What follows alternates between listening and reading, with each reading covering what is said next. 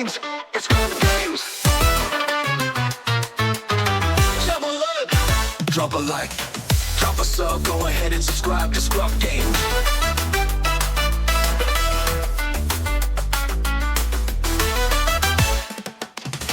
Drop a like, drop a sub, go ahead and subscribe to ScrubGames. How's it going, Scrub Gamers? Welcome back to another video here at Scrub Games, and today we have a deck of the week video, going over a deck list that I've been enjoying for this week, and it is Vader Control, so Blue Vader, as in the blue base with Vader, and this is a deck that I had a load of fun with in set 1, really enjoyed it, and I've been trying it again now we've got set 3, because I do kind of control it, prefer it as the control deck, just due to, well, for given reasons when we get to the list. And it is something I was going to take to locals last week, but unfortunately I wasn't able to make it for the locals due to reasons. But I thought I'd still give it a list I was going to take so you can kind of see it. Now, before we get in the video, feel free to like, comment, and subscribe. It keeps you updated with my videos as when they drop. And by clicking the notification bells, you will get alerts to when my videos do drop, so you can watch them there and then, or later time that suits you. So with that out of the way, let's go ahead and check out the list. So starting off, we have the leader and base we're going to go over. So this is Vader, all the way from set 1, the pre-release, well, yeah, the pre-release and starter deck, leadership, well, not pre-release. Yeah, you could get him pre-release. Yeah, pre-release and starter deck leader you got for set 1. He was the dark side of the 2-player starter deck. And he's quite nice. He's a very late deploy at 7 resources. So he deploys very, very late, but that doesn't matter when you control and you don't mind holding on until late in the game. And he's pretty nice because once you clear the board and stuff, then you can start picking things off and swinging for big damage because he does have some good stats, 5 power, very good power, and 8 health being a very respectable amount of health. Well, very good amount of health, really. And his effect is all about damage, because when he's in the leader area, his effect is all about damage there as well, because you can pay 1 and tap him, and if you played a Villainy card for this phase, you can deal 1 damage to a unit, and 1 damage to a base, and that's mandatory to deal damage to a unit in a base. And that's really nice, because that's one thing I prefer over boss going with Vader, is that you can start doing a little bit of damage. Sure, it costs 1 extra energy, so you have to play an energy behind the use effect, but you don't always have to use it. If you can use it, you can use it just ping things off, like a little bit more damage on a unit, and also a bit more damage to base, and that just adds up and just sometimes provides a lot of help when it comes to mirror matches and also other matches as well. Now, do remember that with this effect, it's mandatory to fulfill the effect. So if there's no units on board, you don't do a damage to a unit on board because there's no units. But if you have a unit on board and your opponent has a unit on board, you can choose who to do the damage to. But if you have a unit on board and your opponent does, or if you have a unit on your board, your opponent doesn't, then you have to do a damage to your own unit. So do bear in mind with that. And like I said, he deploys at 7 resources quite late, but then what his effect when he deploys is on attack, you can deal 2 damage to a unit. And that could be a space unit, ground unit, just throw out damage when he swings. So technically he throws 7 damage out every time he swings, 2 damage from his effect, and 5 damage either to a base or whatever he's attacking into, which is really nice. And then with the base, we've just gone 30 health base in blue, because we want blue for the blue control aspect, and also 30 health base because the rare bases for up to set 3 aren't really worth going into because you want to keep his max health so you can survive as long as possible so you can get control of the game. So that's why I've gone for that. And I do like the Dagobah Swamp because it's my favorite, probably my favorite art on the bases of the blue ones, and yeah, it just looks really cool. So that's lead and base. Now let's get into the list. So we're always going to start off with the with the units first. We'll start off with the units. We've got first one, Dr. Pershing, very nice one. Very cheap one you can play as turn 1 and allows you to start drawing more cards that have more options, because that's one thing about control, is that you usually, with any control deck, is you're drawing 2 per turn, so you normally got 2 cards, but you can use one of them in the resource. So you're going +1 in cards in hand every turn. But you're usually then using a card to kind of remove something from your opponent's board, so you're technically keeping the same hand size by drawing 2, so going up by 2, resourcing 1, go down by 1, and then using a card to take out something on your opponent's board, meaning you then have no extra cards in hand. You basically use the 2 that you've got for the turn. Because you're always going to want a resource, because, well, up to a point when you get to the very late game, when you get to 9 resources, because 9 I think is the highest of any card in the deck. And of course, you do want to keep basically get up to that point, so you got resource in the earlier turns. And Pershing's a very nice one. They come down as early as turn 1, have a good amount of health to kind of survive. Things like Tarkin Town with a little bit of damage, and also start at least drawing you always one card unless your opponent goes into you. And if they go into Pershing instead of your base, then they're technically like helping you survive longer, which is cool. If Charlotte's probably going to be trying to take out Pershing because he does no damage back, and they want to try and attack until they stop him. But if to do that, if you go first and you play him out, and the next time you deal damage to him, they draw a card and they attack into it, like say a 3-power unit, you can then use them and get an next turn if it hasn't been defeated by them. They draw 2 cards. It's done its job. It's prevented 1 attack, prevented some bit of damage to your base, drawing you 2 cards, and you've been playing other things since then. So we've got 3 copies of Pershing. We've got 3 copies of Client, and this is never good unit to come out, and never dark. And also remember, these are dark units that if you got an extra resource, Vader can go ahead and ping damage to a unit and a base. And Client's a very nice one because it comes in shielded, because it comes in protected, costs 3, but comes down with the same amount of health but 2 power, so it can do a little bit of damage back, and it's shielded as well, so it comes down protected, and also it's got an action to give a bounty to a unit, and that bounty is to heal damage from a base, 5 damage from base. So you can always give a bounty on something, put a bounty on something, take it out, and then heal damage from base, add that extra kind of longevity to the game. Then you've got Lieutenant Charlton, another card we play 3 copies of. And this is a handy one because it's a Sentinel. Now, it's a 4-cost 2/2, so quite low stats, but it's got a great effect where when you play it, you reveal up to 4 blue cards from your hand, and for each card you reveal from this way, you give an experience. You can make it up to 6/6 for 4, which is good, especially as a Sentinel, to help protect your board, like Pershing and the Client from being attacked into, and just prevent attacks from going to your base from the ground arena. It's a really nice one, and you've got more blue cards in here than the red cards to kind of facilitate his effect of going off to get the maximum amount each time. Then we just jump straight from 4 up to the high cost of being like the 8 cost. So we're not many units, remember, because we're hard control. We got 2 copies of Palpatine, a very nice one. An 8 cost 6/6 was pretty good stats for its cost, and has a nice effect. In one played, you can deal 6 damage however you choose to among enemy units. Doesn't have to go all units, just enemy units. So unfortunately, you can't use it on yours, but you don't really want to do that. And this can come down and just spread 6 damage however you choose, which is really cool. And you also have Overwhelm as well, so you can do piercing through units to the opponent's base, which is kind of handy if you want to control their unit and then still do damage to base, which is cool. So 2 copies of that because they're quite high costing. We don't want too many to clog early. Then we've got 2 copies of Snoke as well. Same stats as Palpatine, but it's got a different effect and different aspect and stuff like that, and even some traits. Because his effect is while he's on board, each enemy non-leader unit gets -2 to the stats, which could be good. You can help finish off those really cheap units or those weak units and make things a little bit weaker to get less damage. And also, once again, they're all dark units, so you can ping damage when you play them as well. So only got 2 because it can come handy in most situations, but you're not going to be playing in the later games, so you don't want too many early. And it just could be a handy one to help deal with those pesky units that are hard to kind of remove or deal with. And then our last unit we've got on the deck, we got 1 more unit. So our next unit, we got Avenger. We got 3 copies of this because it's a very good one that's you want to keep playing and adds to your removal. Whereas the other 2, Palpatine does do a bit of removal, but it's not guaranteed. And Snoke, once again, isn't guaranteed removal, but a very good effect. Whereas Avenger is guaranteed removal against anything that's not a leader, because whenever you play it or when you attack with it, you force your opponent to defeat one of their non-leader units that they control. So the more units they have, the less effective this is. But the less units they have, the more effective it is. So we've got 3 copies of that, so you don't mind resourcing 1 early. And the last unit we've got in here is Crate Dragon. So Crate Dragon's a really nice one. You don't have to. Certain matchups you can just resource it and not use it, but some matchups can be very handy because it comes down as a 9 cost 10/10 overwhelms as well, so it does piercing through units. You can swing through the unit and then still do damage to base. And whenever they play a card, doesn't matter how many times they play a card, whenever they play a card, you can deal damage equal to that card's cost, either to one of their ground units or to the base. So you can either throw the damage at the base or help throw it to the units to try and remove their ground units from board, which is cool.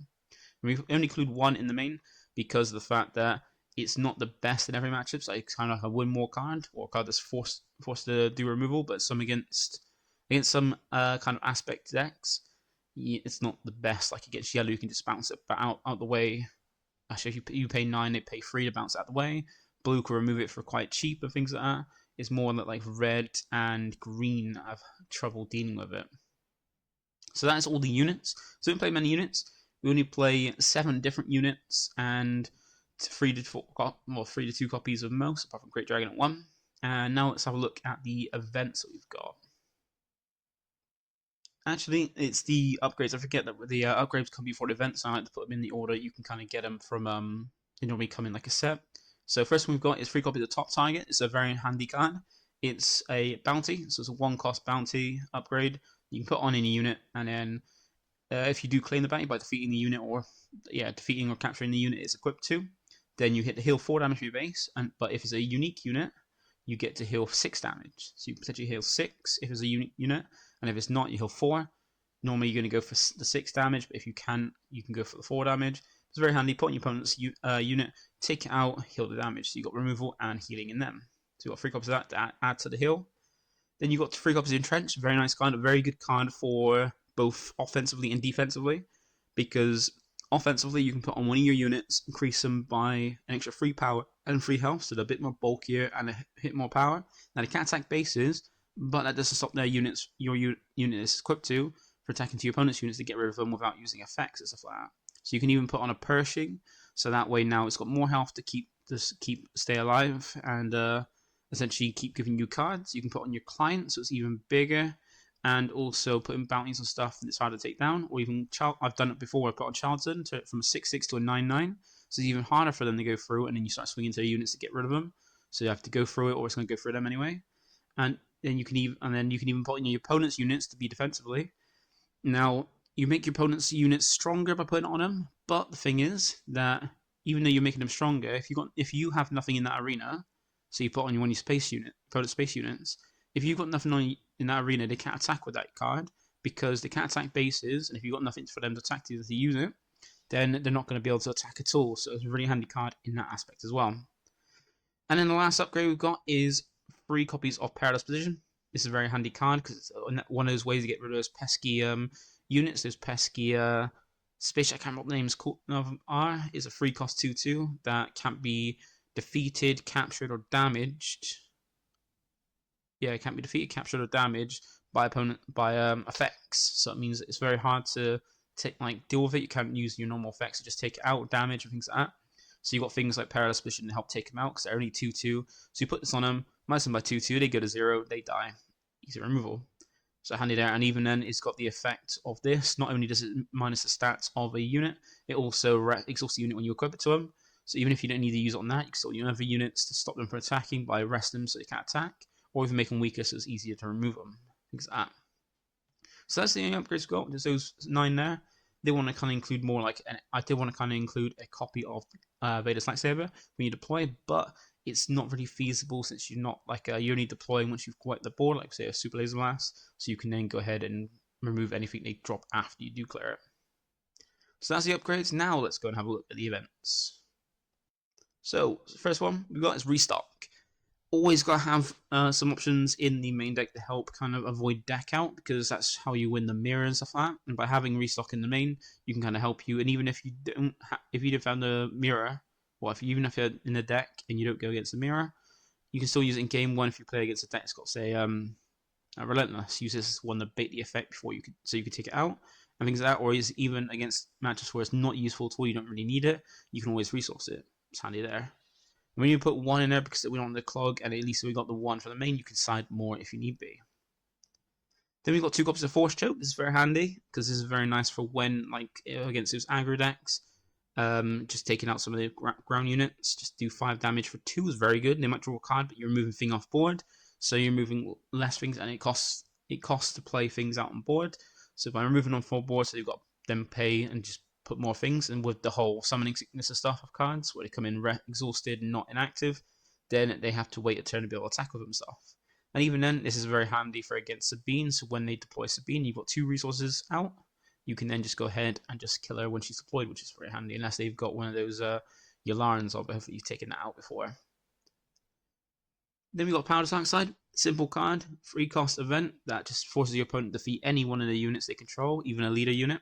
So the less unit, just like with Avenger, the less units they have on board, the more effective it is, or the less effective it is because they can just use their weakest one. But it's very handy to they've got 1 unit on board, you use this, they've got to take that unit out. And it just means that against control decks like this, your opponent can't just deploy their leader without anything else on board. because we can just go power dark side for a cheap way to remove the leader and have nothing to worry about, which is cool. So 3 copies of this. Then we have 2 copies of Make an Opening. So I've got this in along with Paradise Position to make sure we've got enough ways to deal with those pesky units that can't be damaged and captured and stuff like that. And the handy thing of this, it does the same thing, it minuses the stats by 2/2, but it isn't an upgrade, so it's a one-time use, not going to permanently do that. But it allows you to also heal damage from base. So it not only gives you that removal to those kind of units, but also heal from your base.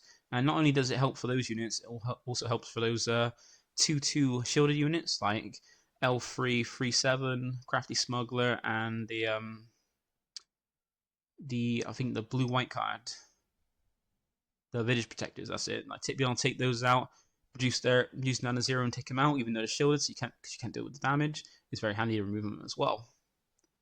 Also got Open Fire as well. Also, Make an Opening is also really good. I forgot to say, is really handy for against those space decks where they put like the Imperial, the 3/2 shielded one, take that out.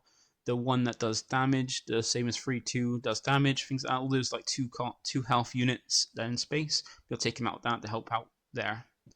Then we got Open Fire to just basically throw out 4 damage on the units, take something out, either take something out or put in a range where it's going to die. Very handy, or even finish something off that is damaged. Very handy. So we've got 2 copies of that. We also got 3 copies of Merciless Contest. This is essentially a additional Power Dark Side that's a little bit less not less effective, but another Power Dark Side that's got a few different restrictions. Because whereas Power Dark Side just forces your opponent to take out any one unit they control, Merciless Contest kind of the same. Forces instead of forcing just your opponent, forces both of you. So both of you have to defeat a non-leader unit you control and defeat him. So one thing is, unlike Power Dark Side, it doesn't affect leaders. If they got a leader out and that's all they got, this won't do anything. And it also forces both of you to kill off 1 units. But the nice thing is, if you don't have any units on board, which you most likely won't, then you don't worry. The downside of you killing a unit isn't downside, because you don't have anything, so you can't kill anything. But they have to kill something they have. So it's handy, especially if your opponent's got a leader that's entrenched. Rather than forced to use Power Dark Side and then just kill off the leader, you can use this and they're forced to kill off their non-leader unit, which is cool. So more ways to cheaply remove cards is just always welcomed. And then we've got 3 copies of Vigilance. Now this costs a lot more at 6 instead of 4, but it's very handy because it's got a load of options. The main 2 options you normally use is defeat a unit with 3 or less health, and then heal 5 damage to your base. That's the main one you're going to be using most of the time. You do have some benefits from potentially putting a shield on a unit. Not often, but sometimes you do. And the other option that you're more likely going to use when you get to later in time in the game is to discard 6 cards from the opponent's deck. So milling your opponent's deck, so that way they get close to decking out and taking damage from the deck out, and then you win that way more like for control. So it's very handy there. Then you've got 3 copies of Takedown. This is more handy than like Follow Dragon at the moment, because we're like more the aggro decks like Django and Sabine and stuff. Having this to take out those units that have low health or low power, that are still good enough power to do force damage, but low enough that Follow Dragon's not going to hit them, is very handy to do. And 4 costs is very cheap for it. We've also got 2 copies of Follow Dragon just to help with those big units, or like strong units like those Fet's Fire Spray and Pose and stuff like that, and Wreckers. Just those ones that are a problem in the later game, they start dropping. So use Follow Dragon, or if your opponent starts boosting up a unit, kill it out with this. And it's a little bit cheaper than Vigilance, but you could potentially switch this out for Vigilance, because then that hits anything, but does cost a little bit more. So you can make that, because I know that's what some people have been doing nowadays. I still like Follow Dragon, and because of Vanquish, I feel sometimes it's a bit too costly. And whereas in the dark side, it's not going to help Vader just take something out and then ping some damage. So Follow Dragon's there for those bigger units. Then we've got 1 copy of Ravage Fall, just in case you do need to take a leader out, or extra removal for anything, essentially, just 6 to remove anything. But it's more there for leaders, and if your opponent's leader's taken out or entrenched, you don't really need that the help. So you can depends on, you can even slide it out if you feel like he's not needed for your leader. And then the last guy we got is Super Laser Blast. So Super Laser Blast is the big bad removal effect, just 8 costs, a very high costing 8, but wipes out absolutely everything on board, all your stuff and your opponent's stuff. But where you're not going to have much stuff on board, you're going to just basically wipe out your opponent's stuff, and you normally use this when they've got like 3 or more units, just so you can just take out everything in one go. So your opponent's like building a board, you wipe it, and normally you drop Vader after you've dropped this. If they've got to a point where you get 8 resources and they've just got a wide board, you wipe it, and then you can deploy Vader after to start picking off whatever they drop after you've just wiped their board with this. So that's a deck I've kept. I think it's at 51, and that's because I wanted to keep restocking, but like keep the ratios up a little bit. And so I've like restock and create dragons, so I've kept it at 51. You could potentially maybe put a entrenched or top target in the side if you wanted to, but I feel like going at 51 is not going to matter too much, and it just means that we've got that extra 1 card. If you go against Never Mirror, that's 50 cards. So that's the main deck. So drop some comments down below if you've got any suggestions or questions about any of this. And now we're going to head to the side deck and see what we've got there. So here we have the side deck. Now we've got we've got 8 unique cards in here. So we've got maybe 2 or 1 might be have more than 1 copy. But we've got them so we can cover like all the bases. So, and do remember with a side deck as well, it's more tailored to it's more like a personal thing for a player or the person playing the deck. So if you do go and just grab this deck and go play it, you might find some card choices might not be your liking, but feel free to amend them. Because remember, like it's personal to you, like either yourself playing the deck, the meta you have at your locals or event or whatever event's coming up that you expect certain decks to be. So always amend it to suit you and wherever you're going to. So for what I've got for the side deck, I've got 1 copy of Bounty Hunter Crew, just so I've got a card the way to get back. So this is more for against like hard control the mirrors, so you can grab back your restock so you don't deck out. So if you do lose your restock from a mill, you can grab it back with this, and then restock can always put this back in the deck, so you can kind of keep a loop to always make sure you're never decking out. And to help with that, I would say I thought that was a different card then, but next we've got the next card being Imprisoned. And this is one I've got in for against Relentless. Yeah, it is Relentless, I think. Yeah, the name of the card is Relentless. The one that prevents the effect of the first event you play at each turn from going off. Just makes it's got no effect. So this is a nice way you can come put on that card, and now the attached unit loses its current abilities and can't gain abilities. So you basically turn off its effect, and without using an event as well, and then can take it out that way, or just leave it there entrenched with this on, so they can have it on board, but it's not going to do anything. So you can have it like that. We also got another copy of Restock, so then you've got another copy just to help with those hard control decks for the mirror, because that's the ones that are more grindy, and that's the ones I prefer, so I'm always prepared for them. And then we've got 2 copies of Unmasking Conspiracy. Now, I know some decks we used to do was put in some copies of... you can put in copies of Nalisay. No, not Nalisay. That's the leader. The Bazine Natal, that's it. Bazine Natal or Sprack Rebellion as ways to help by looking at your opponent's hand and ripping a card off your hand. There's some more ones again to help for control, but I find Unmasking Conspiracy could be a little bit cheaper. Like you do have to discard a card from your hand, but at least you get the help in the control matchup you're not really doing something for the early turns. So having this is a cheaper way for a cost of 3 to be able to rip a card from your opponent's hand, like have a look at their hand and rip a card out is very handy and a little bit cheaper there. We also got an extra copy of Force Chokes. This is against like Sabine, like aggro decks, mainly Sabine. So when they deploy their leader, you've got this. You've got more copies that might kind of have this. When they deploy Sabine, you can just go 5 damage, kill it, and overdone with. You might draw an extra card, but their leader is now removed, and you don't have to worry about that free attack they can get through with it. Then we got an extra copy of Mechan Opening, so I got an extra copy because annoyingly, with the aggro decks, they've got a lot of those units that have 2 or less health, and this is a very handy one to just take it out, and you need to have copies for that spaceship that can't be damaged, captured, or damaged, captured, or defeated by effects. So you need ways to remove them out. Remove it, because once you get that down, you've got no way to take it out. It's just to keep piling on the damage, which is 4 damage every time. It's hard to deal with unless you've got entrenched. So have an extra copy of this to deal with it, and even deal with every units they have is pretty handy. Also got an extra copy of Felder Dragon for against decks where they got like a lot of bigger ones at the mid-range decks. When you got bigger units come out, put extra copies of this.